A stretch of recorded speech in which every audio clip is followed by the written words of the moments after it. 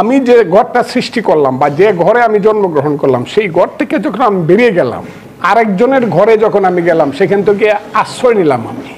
সেই ঘরে আমাকে কি ডাল দিয়া খাওয়াইবো না ভর্তা দিয়া খাওয়াইবো এটা তো উনি জানে কথাটা খুব ক্লিয়ারলি বুঝবার চেষ্টা আমি তো আরেকটা ঘরে গেলাম তো আমার যে ঘর সেই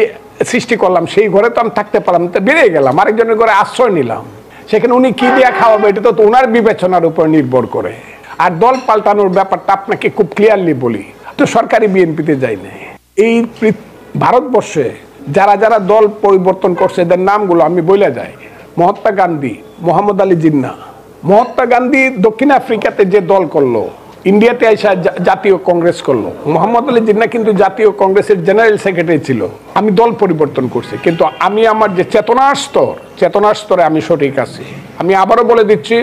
কে কি মনে করবে জানি না চেতনার স্তরে আমি যে যুদ্ধ করছিলাম চেতনার স্তর আদর্শিক স্তর ঠিক আছে দল পরিবর্তন করছি প্রয়োজনে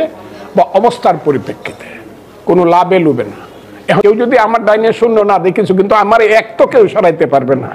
I am Fazlur Rahman in Bangladesh I fought for my nation আমি বাংলাদেশের ফজলুর রহমান আমি আমার দেশের জন্য যুদ্ধ করছিলাম এটার থেকে তো আমার কি কেউ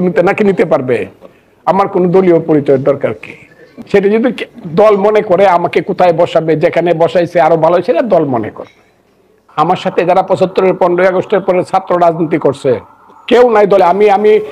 এক নিঃশ্বাসে ১০০০ লোকের নাম বলতে পারে সব ছাত্র নেতা ছিল তারা কেউ আওয়ামী লীগ করে না বা আওয়ামী লীগে করলেও তারা কেমন আছেন তারা আছে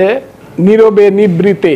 পড়ে আছে কেউ তাদেরকে জিজ্ঞাসা করে না এরা চোখের পানি ফেলে যেদিন আমাদের অস্তিত্ব হবে যেদিন বাংলাদেশে